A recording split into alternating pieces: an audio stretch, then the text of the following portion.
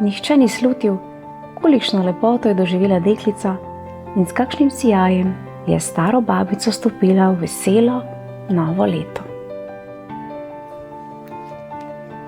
Tale deklica z žigalicami je sicer precej žalostna zgodba, ki pa se srečno konča.